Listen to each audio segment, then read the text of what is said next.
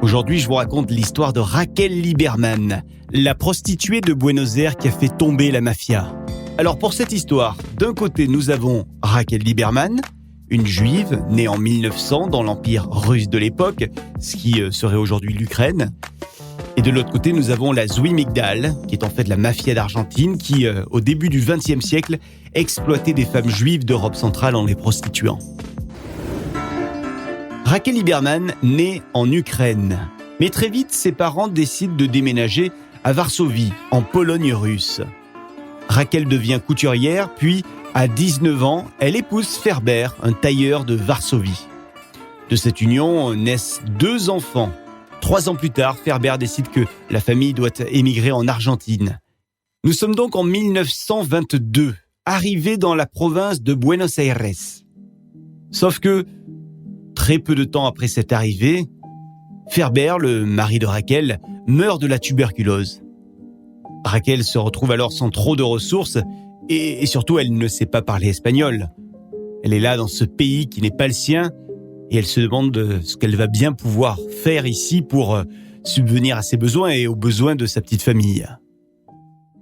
Raquel décide donc de laisser ses enfants dans une famille d'accueil et direction Buenos Aires, capitale, pour y chercher un emploi. Ouais, sauf que les jobs de couturière ne courent pas les rues, évidemment, surtout quand on est une étrangère. Et de mauvaise rencontre en mauvaise rencontre, Raquel Liberman finit par tomber sur ce réseau juif de traite d'êtres humains appelé Zui Migdal. Ce groupe mafieux qui travaille en fait en Europe centrale se présente comme une société d'entraide pour juives en Argentine. Et en fait, ce qu'ils font, c'est que ils vendent le rêve américain, ou plutôt le rêve argentin, à des filles qui sont dans le besoin, en Pologne par exemple, ou dans un autre coin de l'Europe de l'Est. Et donc, ce réseau les attire en Argentine. Et ensuite, les filles sont exploitées sexuellement. Alors, Raquel Liberman, elle est déjà en Argentine, personne ne l'a forcée à venir en Argentine. Mais elle va se rapprocher de ce réseau en pensant qu'ils vont pouvoir l'aider. Raquel commence à travailler rapidement pour un certain Jaime, qui, vous l'aurez compris, sera son proxénète. Un proxénète qu'elle doit évidemment payer pour qu'il la protège de lui-même essentiellement. Pas la chanson habituelle, quoi. Et c'est ainsi que pendant 4 ans, Raquel Liberman va être aux mains de ce réseau. Et pendant ces 4 années, elle ne va dire à personne qu'elle a des enfants, 2 enfants qui sont placés en famille d'accueil et qu'elle est veuve d'un mari décédé. Elle garde tout ça sous silence. Elle ne veut donner aucune info compromettante. Et alors pendant tout ce temps, Raquel Liberman est celle que l'on entend le plus au sein de ce réseau parmi les filles. Elle n'a aucun mal à ouvrir sa gueule. Elle devient même en quelque sorte la représentante des autres filles. Elle les représente auprès des mafieux. Elle va voir les mafieux et elle leur dit les besoins des filles. Elle parvient même à négocier un meilleur pourcentage de rémunération sur ses passes à elle et puis sur les passes de ses collègues du bordel. Ah ça, pour avoir du caractère, elle en a du caractère, Raquel Liberman. Alors pendant ces 4 années, Raquel Liberman va tout de même réussir à économiser un petit peu. Et elle n'a de cesse de penser qu'un jour elle ne sera plus là dans ce réseau, qu'elle ne fera plus ce job-là de prostituée. C'est donc au bout de 4 ans qu'elle décide qu'elle a suffisamment d'économies pour prendre son courage à 2 mains et quitter ce bordel. Elle décide tout simplement de se barrer, ce qu'aucune autre fille n'a fait avant elle. Et les mafieux, ils pensent clairement qu'elle va revenir très vite au bercail.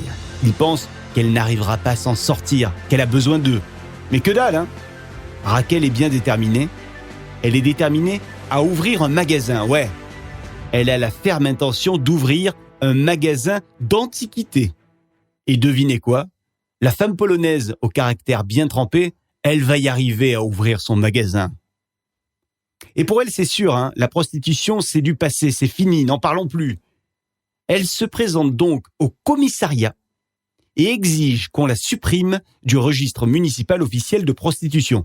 Ben oui, parce que il y avait un registre puisque la profession de prostituée était réglementée. Les maisons closes déclaraient donc directement à la police, au commissariat, chacune des prostituées qui étaient présentes. Et le commissariat va approuver cette demande, une demande qu'ils n'ont guère l'habitude de recevoir. Mais bon, pourquoi pas ? C'est parti donc pour cette nouvelle aventure de ce magasin d'antiquités qui est ouvert et le réseau Zwi Migdal va observer les avancées de ce projet. Et les mafieux commencent à enrager quand ils voient que Raquel Lieberman, elle y arrive toute seule. Du coup, ils commencent à faire ce qu'ils savent le mieux faire, du harcèlement. Ils vont la harceler, ils vont la menacer. Ils ne veulent surtout pas que son histoire donne des idées à d'autres filles, à eux, qui pourraient, elles aussi, prétendre à devenir indépendantes, avoir une nouvelle vie, laisser tomber la Zwi Migdal. Ce changement de vie déplaît donc vraiment de plus en plus au réseau et les proxénètes vont se réunir. Et ils vont décider de remédier à tout ça. Ils vont donc imaginer un plan machiavélique. Ils vont attirer dans leur filet Raquel Lieberman. Ils vont la piéger. Et pour ce faire, ils vont utiliser un membre de la Zwi Migdal, un beau gosse, un séducteur, un gars du nom de Salomon Rosekorn. Alors à ce Salomon, on lui donne la mission d'emballer la Raquel, de la faire chavirer, de lui sortir le grand jeu. José Salomon Korn part donc à la rencontre de Raquel. Et très vite, le charme opère. Plus Raquel le voit, plus elle a des étoiles dans les yeux et des petits papillons dans le ventre. Il l'invite à sortir, on va au resto, on se balade. Et évidemment, elle tombe amoureuse de ce gentleman et elle tombe surtout dans le panneau. Et un jour, José lui sort le grand jeu. Il lui fait une demande en mariage qu'elle accepte. Alors on se presse pour organiser cette belle cérémonie d'amour, une cérémonie juive évidemment, sauf que, vous l'avez deviné, il s'agit d'une fausse cérémonie. Il n'en est rien du mariage. José Salomon veut juste en profiter pour lui faire signer des documents et donc lui voler toutes ses économies. Et puis, n'oublions pas aussi que monsieur est là pour ramener Raquel Lieberman au bordel. Et c'est ce qu'il fait. Mais comme à son habitude, Raquel se rebelle et s'échappe une nouvelle fois. Et une fois sortie du bordel, elle prend la courageuse décision de s'attaquer à l'organisation tout entière. Raquel Lieberman part donc de nouveau au commissariat et demande à nouveau à être entendue par un inspecteur de police. Et elle est déterminée. Et en plus, elle a choisi son inspecteur. Elle ne veut parler qu'à un certain Julio Alzogaray.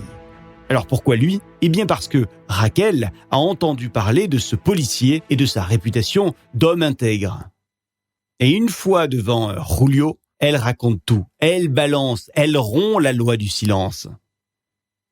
Et l'inspecteur croit évidemment tout ce que Raquel lui raconte et il note tout. Il lui propose d'aller raconter ça au tribunal.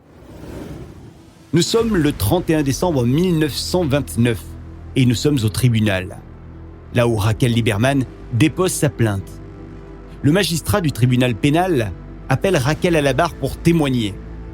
Et elle témoigne en décrivant les méthodes de l'organisation criminelle. Elle raconte tout. Elle parle de toutes ces femmes qu'elle connaît et qui sont transportées de force d'un endroit à un autre, qui sont maltraitées physiquement et psychologiquement. Et ça, c'est historique en Argentine. La plainte judiciaire de Raquel Lieberman est la première à exposer publiquement ces réseaux criminels. Et c'est bon, le magistrat, il a tout noté, il a tous les éléments. Et il ordonne donc la détention de 108 membres de la Zwi Migdal et l'arrestation de 334 fugitifs pour corruption et complot. C'est donc un long procès qui continue et qui va se terminer 9 mois plus tard. Et 9 mois plus tard, malheureusement, le verdict est un petit peu mitigé. Le magistrat de la chambre d'appel ne place finalement que 3 membres de l'organisation en garde à vue et il libère les autres membres. Et il justifie cette décision en disant que Raquel Lieberman a été la seule femme prostituée à venir témoigner. C'est pas suffisant. Les autres victimes auraient dû venir également à la barre. Mais le procès va tout de même aboutir à la dissolution de ce réseau de traite des êtres humains. C'est fini pour la Zwi Migdal. Raquel a en quelque sorte gagné. Elle a gagné son indépendance et elle croit avoir protégé l'ensemble des filles qui étaient donc dans les griffes de ce réseau mafieux. Mais Raquel Lieberman ne va pas avoir énormément de temps pour profiter de cette indépendance, de cette autonomie, puisque 4 ans plus tard, elle meurt d'un cancer à seulement 34 ans. Alors que reste-t-il aujourd'hui de Raquel Liberman ? Eh bien en Argentine, depuis 2010, le prix Raquel Liberman honore celles et ceux qui promeuvent et protègent les droits des survivantes de la violence à l'égard des femmes. Voilà pour cette petite histoire de la femme Raquel Liberman qui a réussi à défier la mafia argentine et qui a carrément fait tomber tout un réseau de prostitution. Merci d'avoir écouté cette petite histoire. Sébastien Girard a réalisé cette petite histoire. Je l'ai écrite et narrée pour vous. Et si cet épisode vous a plu, likez-le, partagez-le, commentez-le sur les réseaux sociaux et les plateformes de podcast. Et puis, vous pouvez également vous abonner à la petite histoire pour être au courant de chaque sortie d'épisode.